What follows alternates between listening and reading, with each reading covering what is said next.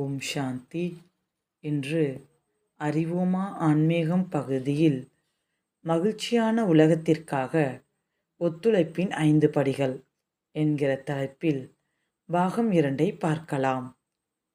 மகிழ்ச்சியின் இருப்பிடமாக உங்கள் வீடு மற்றும் வேலை இடத்தை ஆக்குங்கள்.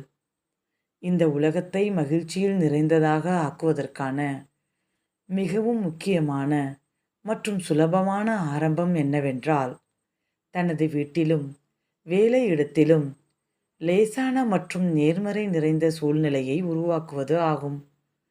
உங்களுடைய குடும்ப உறுப்பினர்கள் அல்லது உடன் வேலை செய்பவர்கள் பிரச்சனைகளை எதிர்நோக்குவதால் கவலையை அனுபவம் செய்கிறார்கள். தினமும் அவர்களிடம் உறுதித்தன்மை மற்றும் வெற்றி சம்பந்தமான நேர்மறை எண்ணங்களை பகிர்ந்து கொள்ளுங்கள். ஒவ்வொருவரும் எவ்வளவு அதிகமாக நேர்மறை செய்திகளால் நிறைகிறார்கள், அவ்வளவு அதிகமாக வாழ்க்கையின் பல்வேறு சூழ்நிலைகளை பற்றிய ஒவ்வொருவருடைய உணர்வுகளும் மாறும். மேலும் அவர்கள் அதிகமாக நேர்மறையானவர்களாக ஆகிவிடுவார்கள். வாழ்க்கையை பற்றியும் அதனுடைய வேறுபட்ட சூழ்நிலைகளை பற்றியும் உள்ள பல்வேறு நம்பிக்கைகள்தான் அழுத்தம் நிறைந்த உணர்வுகள் உருவாகுவதற்கான காரணம் ஆகும். ஆனால் இது தினமும் நேர்மறையான எண்ணங்களை ஒவ்வொருவருடைய மனதிற்கும் கொடுக்கும்போது மாறுகிறது. கவலைக்கான முதல் காரணம் கடந்த காலத்தில் நமக்கு நிகழ்ந்த பழைய எதிர்மறை அனுபவங்களை நினைத்து பார்ப்பதாகும். வீட்டிலும் அலுவலகத்திலும் ஒவ்வொருவருக்கும் லேசான தன்மை மற்றும் உற்சாகத்துடன் வாழ்க்கையில் நடந்த நேர்மறை காட்சிகளை நினைவு செய்வதற்கும், வாழ்க்கையில் நடந்த கடந்த கால பழைய எதிர்மறை அனுபவங்களை அவை கடந்து சென்று விட்டன, இனிமேல் ஒருபோதும் திரும்பி வரவே வராது, அவற்றை மறப்பதற்கும் பயிற்சி அளியுங்கள். வள்ளலாக ஆகுங்கள்.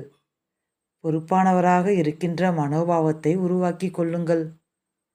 நாம் அனைவரும் கொண்டிருக்க வேண்டிய ஒரு முக்கியமான ஆளுமை பண்பு என்னவென்றால், கொடுப்பதும் பொறுப்பாக அக்கறை எடுத்துக்கொள்வதும் ஆகும். மேலும் நான் அவர்களை சந்திக்கும் போது அவர்கள் ஒவ்வொருவரும் எனக்கு நேர்மறையாக ஆசீர்வாதம் செய்கிறார்களா என்பதை உறுதிப்படுத்திக் கொள்ள வேண்டும். வேறு வார்த்தைகளில் சொல்ல வேண்டுமானால், நாம் ஒவ்வொருவருக்கும் ஆசீர்வாதம் கொடுக்க வேண்டும்.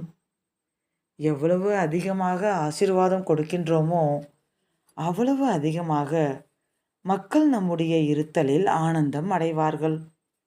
ஆசீர்வாதம் என்பது ஒரு சக்தி அல்லது ஒரு குணம் அல்லது அன்பும் சுபபாவங்களையும் நிறைந்த இனிமையான சில வார்த்தைகள் ஆகும். ஒவ்வொருவரையும் அன்பு நிறைந்த மற்றும் இனிமையான பார்வையுடன் பார்க்க வேண்டும். மேலும் உங்களுடைய அக அழகையும் சுப பாவனையையும் உங்கள் புன்னகையின் மூலம் பங்கிட்டு கொடுக்க வேண்டும்.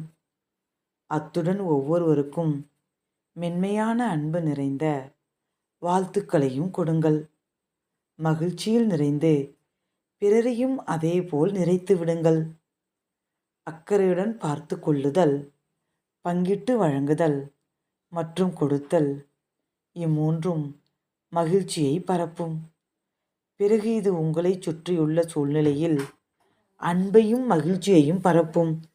மேலும் கவலை, மன அழுத்தம் மற்றும் வருத்தத்திலிருந்து விடுவிக்கும். ஓம் சாந்தி.